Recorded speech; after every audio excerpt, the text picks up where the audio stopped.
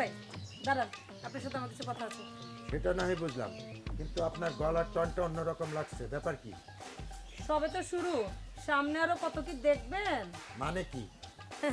আপনি বলেছিলেন আপনার বাসায় রুম ফাঁকা নেই, তাহলে ওই রত্না মেয়েটা রুম পেলো কি করে? আরে বাবা নাজমা, আপনি বোঝার চেষ্টা করেন।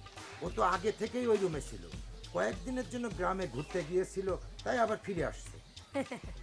বিলিভ করলাম না আপনার এই কথাটা, না করলে আমার কিছু করার নেই। কিন্তু আমার অনেক কিছু করার আছে মজিদ ভাই। বুঝলাম না, একটু খোলাসা করে বলেন তো আপনি কি করতে চান? না, আপনাকে আর কিছুই বলবো না, যা বলার আমার বান্ধবীকেই বলবো। বান্ধবীকে বলবেন? কোন বিষয়ে? সব বিষয়ে। বাইরের একটা মেয়ে হয়ে রত্না যদি ঘর পায়, তাহলে আমি কেন পাবো না সেই বিষয় আমার জানতে হবে, নাকি আমি রত্নার থেকে রূপে গুণে কোনো অংশে কম আছি মজিদ ভাই? আরে না না না না, তা হবে কেন? আপনি হচ্ছেন বিশ্ব সুন্দরী আর রত্না হলো। থাক থাক, আর কিছু বলতে হবে না, আমি সব বুঝতে পেরেছি। কি বুঝেছেন আপনি? আপনার কপালে না দুঃখ আছে, রেডি থাকবেন। হুমকি দিচ্ছেন আমাকে? শুধু আমি না, আরেকজনও লাঠি হাতে নিয়ে ঘুরে বেড়াচ্ছে।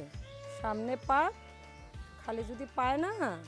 কার এত বড় সাহস যে আমাকে লাঠি দিয়ে মারবে? বলুন, তার নাম বলুন। সে নামটা আমাকে আর বলতে হবে না, তার সামনে একবার পড়েন, তাইলেই খেলা শেষ।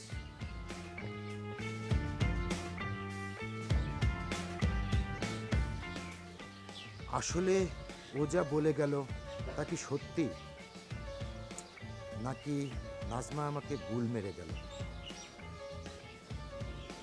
রত্নাকে বাসা ভাড়া দেওয়ার কারণে ও জ্বলে পুড়ে মরে যাচ্ছে, কিন্তু আমি একটা জিনিস বুঝতে পারছি না, আমার বাসার আপডেট নিউজটা ওকে কে দেয়?